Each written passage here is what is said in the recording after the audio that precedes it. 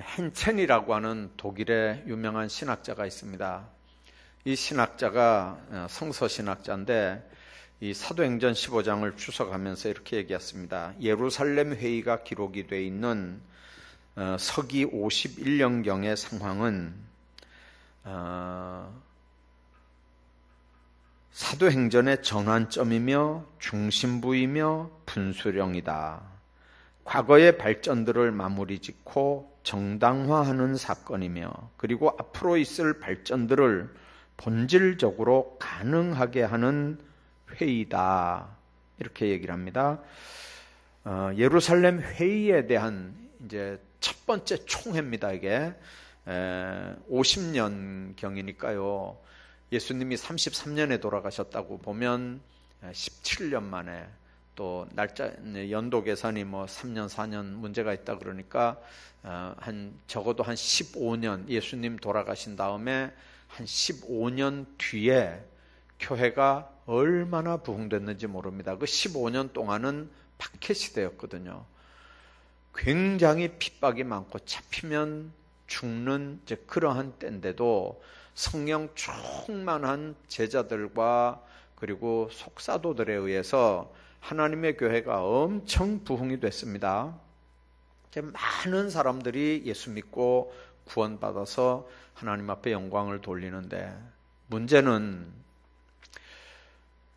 이스라엘의 12지파들만 예수 믿으면 문제는 간단한 거예요. 왜 그러냐면 그 사람들은 다 선민이고 율법대로 지키면서 사는 거고 예수님도 안식일 지켰고 예수님도 율법 지켰던 분이니까 물론 예수님은 율법을 재해석을 하셨지만 12지파 이스라엘 사람만 예수 믿었으면 이게 간단한 문제인데 문제가 뭐냐면 이스라엘 사람들 말고 많은 이방인들이 예수 믿고 구원받고 성령 체험하고 그리고 병 고침 받고 체험적인 신앙을 하면서 전도하고 부흥하는 일에 이방인들이 교회의 중심 역할을 하게 됩니다. 심지어는 베드로도요. 고넬료가 뭐 구원받을 수 있겠냐고 생각했던 사람이에요. 그 사람은 로마 사람이거든요. 더군다나 로마 백부장입니다. 그 사람이 무슨 구원을 받겠어요. 이방인인데. 그런데 그게 환상을 통해서 깨지죠. 이제 베드로가 봤다는 환상 여러분들 기억하시죠? 후식 기도 시간이에요. 그러니까 우리 같으면 오후 3시 기도 시간인데 이렇게 여러분들처럼 이렇게 이제 방석 갖다 놓고 여기 앉아서 이제 기도하는데 환상 중에 이렇게 보자기에 내 귀가 이렇게 매여 있는 보자기에 이렇게 무슨 뭐 닭다리 같은 거 이런 거 율법에서 부정하다고 여기는 그런 이제 것들이 잔뜩 음식이 내려오는 거예요. 그래서 그거 먹으라는 거예요. 그러니까 이 베드로가 나는 부정한 음식은 여태 먹어본 적이 없다. 못 먹겠다. 안 먹겠다 그랬어요. 그러니까 다시 환상 중에 그 보자기가 다시 올라가더니 조금 있다 또 내려오는 거예요. 또 먹으라 그러는 거예요. 난 이런 거 안 먹습니다. 여태까지 부정한 건 먹지 않았습니다. 안 먹습니다. 그러니까 내가 거룩하다고 하는데 네가 왜 부정하다고 하느냐? 또 3번째 왔어요. 이게 환상을 봐놓고 이게 도대체 뭐냐? 그런데 밖에서 사람이 이제 문을 두드리는 거죠. 그 누구냐 이러니까 자기 대장이 고넬료인데 사람을 보내서 욥바에 이 가죽 가공하는 피장이 집 가죽 가공하는 이 베드로한테 가서 베드로 선생님을 모시고 오라고 우리 대장님이 보냈습니다. 이렇게 하는 거예요. 그러니까 이제 이게 그 환상인가 하면서 이제 따라가는 거죠.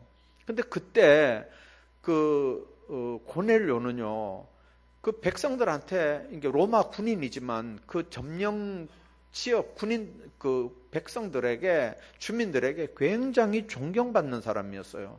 아주 선행도 많이 하고요. 아주 신실하고 하나님 잘 섬기는 사람이었거든요. 먼저 예수 믿어서. 근데 이 사람도 기도 시간인데 그 욥바라고 하는 거기에 이 베드로가 있으니까 사람 보내서 가서 그 피장이 집 찾아가지고 그 안에 지금 있으니까 불러 오라는 거죠. 그래서 똑같이 고넬료 집에도 역사했고 베드로한테도 역사해서 사람 보내가지고 이제 베드로가 그 환상 보고 따라가서 보니까 얼마나 경건하게 신앙생활을 잘하는지, 이게 뭐 유대인보다 전혀 다른 게 없어요. 하나님 잘 섬기고 있어요. 그러니까 이제 이 베드로 같은 아주 철저한 유대인들이 깨지는 거예요. 아하, 이게 우리만 예수 믿도록 그렇게 돼 있는 건 줄 알았는데, 우리만 하나님 자녀인 줄 알았는데 이게 아니구나. 이방인들도 얼마든지 예수 믿는 길을 열어놨구나. 그래서 이제 베드로가 이 선입견이 깨지기 시작했어요. 바울도 그 선입견이 깨지기 시작했어요. 바울은 자기가 최고 예수, 하나님 잘 믿는 줄 알았는데 다메섹에서 예수 만난 사건 이후에 완전히 그 지식이나 그 모든 게 다 깨져버렸어요. 바울 그랬죠. 베드로 그랬죠. 다른 제자들 그렇죠. 나가서 열심히 전도하니까요, 많은 이방 사람들이 복음을 듣고 예수 믿는 숫자가 많아졌어요. 자, 이제 그래서 사람들이 많았으면 됐는데, 이제 문제는 뭐냐면요, 아주 이 뭐라 그럴까요? 찔뚝 없다 그럴까요? 경상도 말로 그걸 뭐라 그러죠? 하여튼 지혜 없이 이렇게 함부로 말하는 사람들, 그럼 뭐라 그래요? 경상도 말로 뭐라 그래요? 김천 말로? 예? 오주롭다고요? 찔뚝 없다고요? 하여튼간 뭐라고 하냐면요, 여기 오늘 보니까 21절 한번 보세요. 예로부터 각 성에서 모세를 전하는 자가 있어서 안식일마다 회당에서 그 글을 읽고 있어요. 이제 이런 사람들에 의해서 할례 받으라 그러는 거예요. 너희들도 하나님의 백성이 되려면 할례 받아라. 자, 그러면 예수 안 그러니까 하나님의 백성들 아니잖아요. 원래 이스라엘 12지파가 아니잖아요. 근데 이 사람들이 복음을 받고 성령 충만해서 은사도 체험하고 열심히 지금 예수 믿는다고 하나님 교회 안에 들어와 있는데, 이런 찔뚝 없는 사람들에 의해서 할례를 다시 받으라 그러니까 할례는 유대인들이 받는 거지 이방인들이 할례 받는 거 아니잖아요. 그러니까 이제 헷갈리기 시작하는 거예요. 이게 할례를 받아야 되냐 안 받아야 되냐. 할례 받아야 하나님의 백성 된다 이렇게 하니까, 아니 우린 이미 하나님의 백성 됐는데 뭐, 그렇잖아요. 이방인들은 이미 예수 믿고 교회 안에 다 들어왔는데, 이미 성찬식도 참석하고 하나님 자녀 됐는데 이제 뭐 또 할례 받아야 되냐고요. 그러니까 그 사람들은 세례 이미 받았어요. 다 세례 받고 구원의 확신을 가지고 교회 안에 들어와서 지금 열심히 전도하고 지금 열심히 일하고 있는데 할례를 받으라 그러니까 이게 도대체가 뭐야, 이게 법이 도대체 뭐야, 막 이렇게 하고 이제 교회가 뒤숭숭해지기 시작했어요. 자, 결국은 이 문제 때문에 교회 안에 분란이 일어나게 되고요, 시끄러운 문제들이 생겼어요. 야, 이거 이렇게 가지고 안 되겠다. 여러분들 한번 생각해 보십시오. 조용한 게 나을까요? 그럼에도 사람들이 많이 들어온 게 나을까요? 빨리 대답해 봐요. 사람들이 많이 들어오고 조용한 건 더 좋겠지만, 이제 사람들이 많이 들어왔는데 이런 시끄러운 문제들이 생기는 거예요. 그러니까 어떻게 해야 돼요? 지도자들이 모여서 이걸 정리를 해줘야 될 필요가 생겼어요. 할례를 받아야 되는지, 이게 뭐 세례 받고 된 건지, 이 문제 때문에 이제 급기야는 예루살렘에서 총회가 열렸고요. 처음 열린 거예요. 예수 믿는 사람들 전체가 모여서 총회하는 게 이제 처음이에요. 이게 서기 50년에서 51년 그 사이에거든요. 날짜는 기록이 되지 않아서 잘 모르겠는데 하여튼간 서기 50년도에 예루살렘에 처음 회의가 열렸어요. 우리 같으면 노회나 총회 이런 이제 회의예요. 모여서 얘기 저 얘기 막 얘기하다가 결론이 뭐냐면 19절이에요. 19절 성경 한번 보십시오. 그러므로 같이 읽어봅니다. 시작. 그러므로 내 의견에는 이방인 중에서 하나님께로 돌아오는 자들을 어떻게 하지 말라고요? 괴롭게 하지 말라는 거예요. 이방인 중에서 하나님께 돌아오는 사람들을 괴롭게 하지 말아라. 이 괴롭게 한다는 말은 마음의 짐을 지워주지 말아라, 그런 뜻이에요. 헬라 원어는요.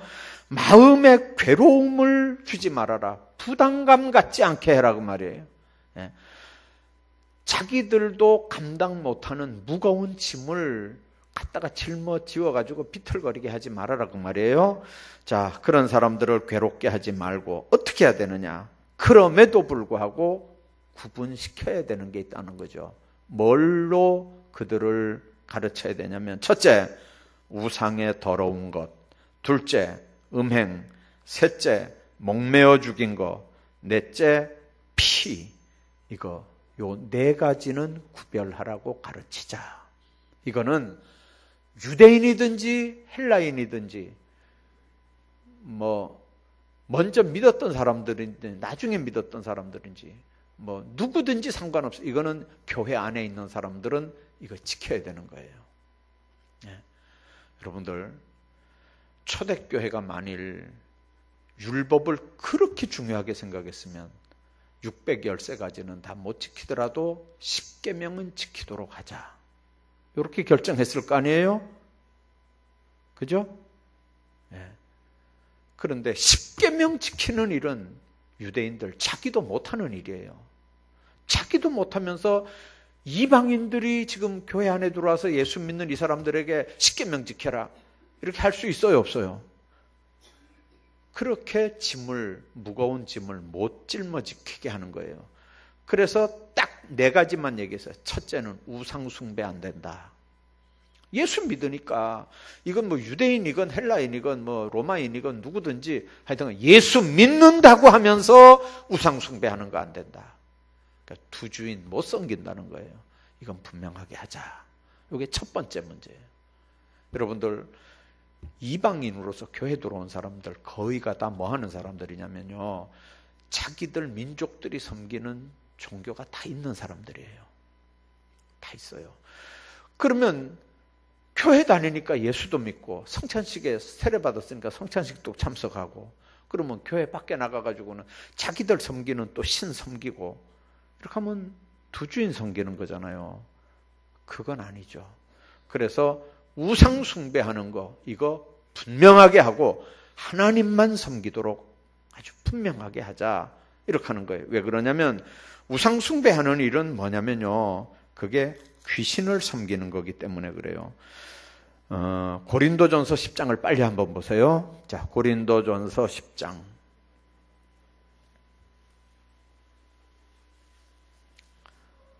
고린도전서 10장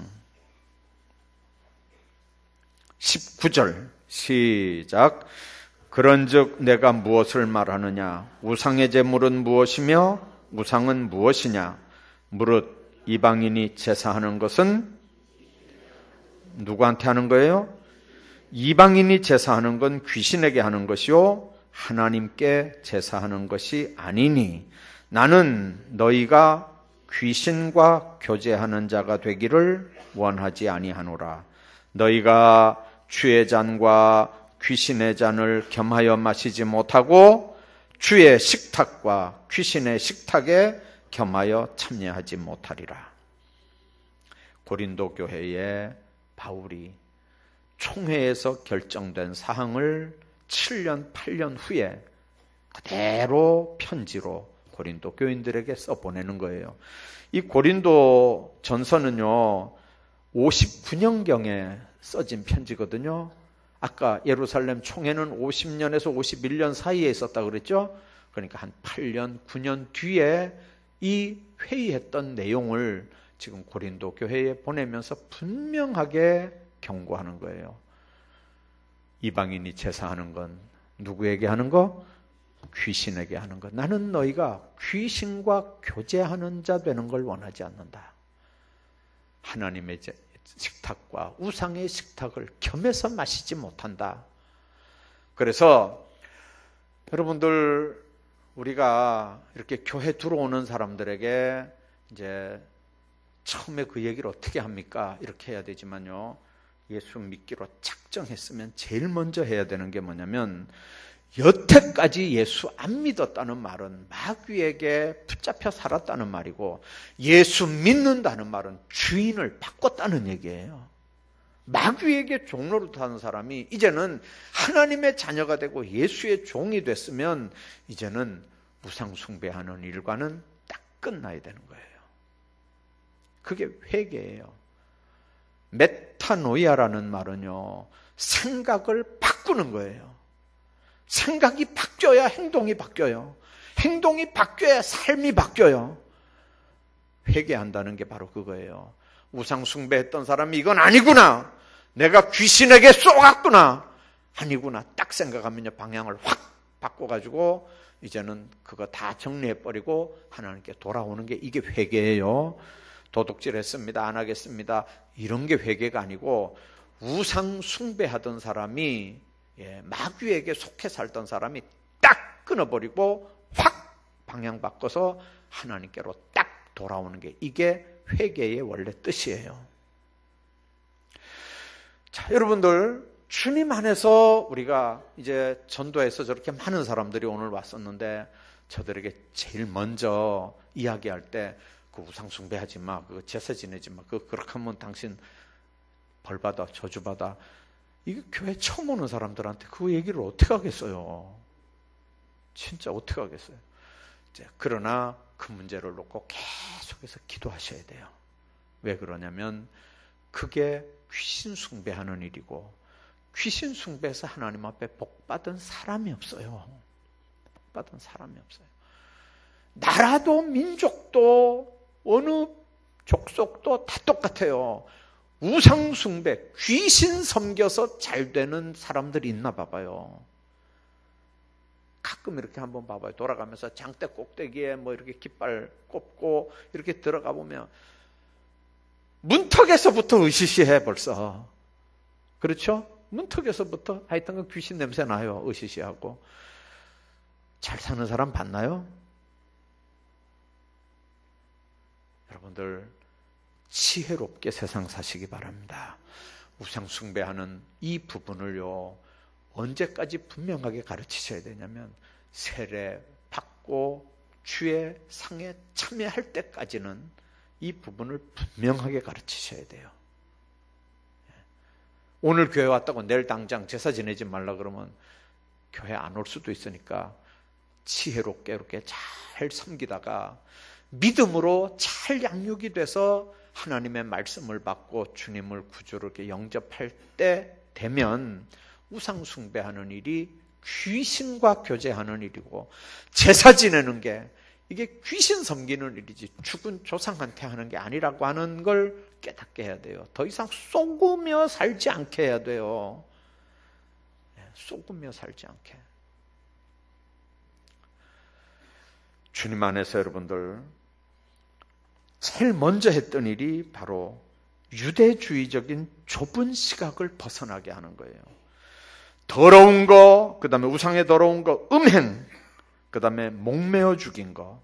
그래, 저는요, 군대 갈 때까지 이 목매어 죽인 게, 우리 교회 전도사님이 뭐라고 가르쳐 줬냐면요, 개라고 가르쳐 줬어요. 개 이렇게 목매가지고, 묶어가지고 다니잖아요. 잡을 때도 보면요, 개를 끌고 가가지고 저 다리 밑에 가가지고 줄을 휙 던져가지고 저기다 이렇게 걸어가지고 이렇게 땡겨가지고 대롱대롱 매달아가지고 두들겨 잡았어요. 그래가지고 옛날에 개보신탕 다 해먹었어요. 그래서 나는 고등학교 다닐 때, 저게 목 매달아 죽인 건 개구나. 그래, 개는 먹으면 안 되는구나. 그래서 보신탕을 안 먹었다니까요. 그 맛있는 보신탕을. 그 맛있는 보신탕을. 그래서 안 먹었어요. 근데 이제 군대 가가지고 이렇게 보니까 그거 성경을 그렇게 해석하는 게 아니더라고요, 보니까. 그래서 이제 먹기 시작했어요. 요즘엔 잘 안 먹어요, 또. 건강 생각해서. 근데 우리 교회 장로님, 내가 누구라고 얘기는 안 하겠는데, 이 보신탕 진짜 좋아하시는 분 계셨거든요.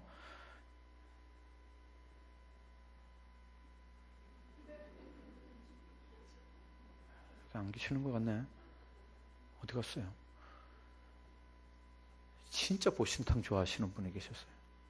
근데 어느 날 보신탕을 아주 잘 드시고 집에 딱 들어가니까 세상에 보신탕 후보감이 꼬리를 이렇게 흔들면서 주인님 어디 갔다 오시나요? 이상한 냄새가 나네요. 막 이렇게 하는 것 같더래. 그래 이렇게 쳐다보는데 세상에 그 보신탕 후보자한테 미안해가지고요. 그때부터 절대로 보신탕이 손이 안 가더래. 글쎄. 우리 교회 그런 분 한 분 계셔요. 그래가지고 자기 집에 키우는 강아지 새끼 때문에 절대로 그날부터 보신탕을 못 먹는데 하여튼 여러 종류예요. 그죠? 여러 종류예요. 근데 여러분들 그거 먹어도 괜찮고 안 먹어도 괜찮은데 그건 믿음대로 여러분들 하시면 되지만 이 목매달아 죽인 게 그때는 하여튼간 개였어요. 개. 근데 정확하게 모르겠어요. 이것도 우상 제물로 끌려가는 거는 다 이런 거였어요. 두 번째는 피, 생명으로 얘기한 거거든요. 제가 우리 집사람하고 어디 이렇게 갔는데 사람이 시장에서 없어졌어요. 대구 선문시장 가가지고 사람 잊어먹으면 이거 어떻게 찾아요? 휴대폰도 없을 텐데. 아이고 한참 찾다가 나중에 이렇게 보니까요. 어디 가서 앉아있냐면 그 쭈그리고 앉아서 먹는데 순대집에 가가지고 앉아있는 거죠. 순대집에 쭈그리고 앉아가지고 순대 먹는다고 정신이 없어요. 보니까요. 혼자 간 게 아니고 누구하고 이제 집사님들하고 같이 갔더니 글쎄 그 틈에 한 서너 명이 이렇게 쭉 의자에 앉아가지고 선문시장에 순대 먹느라고 정신이 없어요. 순대 속에 뭐가 들어가 있죠? 그럼 먹으면 돼요? 안 돼요? 아니, 순대 먹으면 되냐고 안 되냐고요. 그냥 믿음으로 막 먹으면 되죠. 자, 아무튼 초대교회가 이때는 해석을 그렇게 했어요. 해석을 예수 안 믿는 사람들이 교회 안에 들어와서 할례 받아야 되고 뭐 율법 따지고 이렇게 해야 되는 거 이거 복잡한 거 하지 말고 간단하게 요거 4가지만 시키자. 요 4가지만 시켜서 여러분들 하자.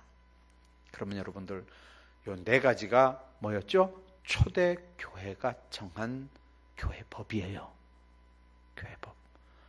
근데 지금 아까 보니까 우리 집사람 그거 뭐예요? 그 만두 말고 뭐죠 그거? 예? 순대 먹었다며요. 그럼 교회에서 치리해야 돼요. 피 먹었으니까. 치리하나요? 왜 안 해요? 지금은 그냥 순대 먹어도 아무 말도 안 하잖아요. 고린도 교회는 여자들은 다 수건 쓰고 교회 들어왔다니까요. 근데 그 고린도에는요 신전이 하나 있어가지고 여자들이 아주 형편을 아주 난잡했어요. 여자들이. 그래서 우리 기독교인들은 이렇게 그 사람 그런 여자들하고 다르다 이 표를 나타내기 위해서 머리에 수건을 쓴 게 지금까지 성당에서는 수건 쓰고 들어오는 거예요. 여러분들 계명도 아니고 교회 법도 아니에요. 그냥 그때 만들어 놓은 교회 문화예요. 고린도 안에 있는 문화예요. 그래서 여러분들 하나님의 말씀을 볼 때 우리가 분명히 봐야 돼요. 뭐가 구원과 관계된 하나님의 법이냐? 이걸 분별할 줄 알아요. 어떤 건 문화예요. 어떤 건 그때 필요한 교훈이에요. 그러나 예수님의 십자가의 구원의 도, 이거는 옛날부터 지금까지 절대 변하지 않아요. 여러분들 하나님의 교회가 이 좁은 시각에서 벗어나야 유대주의의 우선권을 멸할 수 있고요. 안디옥 교회가 이 문제 때문에 다투고 변론이 일어났지만 분명하게 기준이 딱 있었어요. 예루살렘 회의 주제가 모세 할례를 받아야 구원받느냐 이 문제 때 아니다 했어요. 아니다. 할례 받아야 구원받는 게 아니고 이 사람들은 복음 듣고 신앙 고백하고 이미 구원받아서 교회 안에 들어온 사람들이다. 이런 사람들에게 왜 할례가 필요하냐? 할례는 유대인들 필요한 거지. 이래서 교회가 할례 안 받아도 되는 걸로 얘기했다고요. 자, 그러니까 예루살렘 회의는 유대주의적인 좁은 시각을 벗어나서 전 인류의 기독교가 되게 하는 결론을 내리게 됩니다. 지금 우리 눈으로 볼 때는 지극히 당연한 결정한 거예요. 그러나 그때는요, 엄청난 결정을 한 거예요. 이거는요. 서기 50년에 이 결정, 회의에서 이런 결정했다는 건 이건 파격적인 결정을 한 거예요. 그래서 여러분들 보시면 7집사 중에 하나 니골라당 같은 사람들요, 그리고 그 외에 많은 이단들이요, 유대 율법주의로 회귀하는 운동들이 초대교회에 일어났어요. 하나님의 자녀라도 당연히 예수 믿어 구원받았어도 당연히 율법 지켜야 된다. 그래야 구원받는다. 초대교회 이단 중에 하나가 그런 이단이었어요. 예수 믿어도 율법 지켜야 된다. 이런 이단들을 향해서 바울 서신들은요, 맹공격을 하는 거예요. 율법 다 지켜서 구원받는 사람이 어딨냐? 율법을 우리에게 줬다는 말은 우리는 결국 그걸 못 지키는 죄인이라는 걸 깨닫게 하기 위해서 준 거고, 그래서 우리는 결국 예수가 필요할 수밖에 없는 사람이라는 걸 알게 하기 위한 게 율법일 뿐이다. 우리가 필요한 건 주님의 은혜지 우리가 행함으로 구원받을 수 있는 그건 아니다. 아주 딱 정리를 한 거예요. 여러분들 지금도 이 부분을 분명하게 기억하셔야 됩니다. 유대주의적인 우선권, 안디옥 교회에서 얘기한 것처럼 구원 받으려면 무슨 할례를 받아야 된다든지 율법을 지켜야 된다든지 이런 건 아니라고 하는 걸 분명하게 기억하셔야 돼요. 아까 얘기했잖아요. 613개 다 지키는 사람 있나요? 612개 지킨 사람이나 하나 못 지킨 사람이나 하나밖에 못 지키고 612개 범한 사람이나 똑같이 하나님 앞에 죄인이에요. 그리고 죄의 값은 사망이고요. 그래서 우리는 누가 필요해요? 은혜가 필요한 거고 예수가 필요한 거예요. 여러분들, 내가 죄인이고 내가 지옥 갈 수밖에 없었던 사람인데 누구를 뭐라고 하겠어요? 누구를 뭐라고 하겠어요? 오늘 온 사람들 중에 혹시 동네에서 무슨 지탄의 대상이 된다든지 뭐 요거도 먹는 사람이 있다 할지라도 여러분들 품으세요. 그 사람에게 냄새가 나고 그 사람에게 뭐 있다 할지라도 그 사람 품으세요. 왕따 시키지 말고요. 그 사람은 주님께서 누구를 통해서든지 그 마음을 감동하셔서 하나님의 제단에 나온 사람이고 그렇게 된 사람인 걸 꼭 여러분들 기억하셔서 정말 하나님 앞에 그런 삶들을 우리가 살게 하셔야 됩니다. 예루살렘 회의의 결론은 결국은 더 넓은 지역으로 복음을 전파하게 했습니다. 만일 예루살렘 회의에서 유대주의에 딱 묶인 회의 결정을 했다면요, 지금 기독교가 절대로 유럽에도 못 퍼져나갔을 거고요. 이 결정 이후에 바울과 바나바가 2차 전도 여행을 떠난 거예요.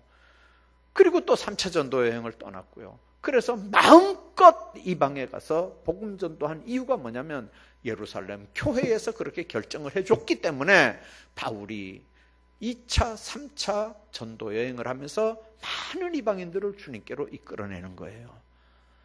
여러분들, 오늘도 교회가 더 넓은 지역으로 복음을 전파하기 위해서 하나님의 분명한 섭리를 정리해야 될 필요가 있습니다. 하나님의 복음을 분명하게 정리를 해야 됩니다. 예루살렘 회의는 과거에 하나님의 섭리를 확인하고 앞으로 새로운 전도를 힘있게 준비하기 위한 회의였던 걸 보고 초대교회가 더 크게 부흥되는 가장 실마리를 만들었던 회의가 바로 예루살렘 회의인 걸 기억합시다.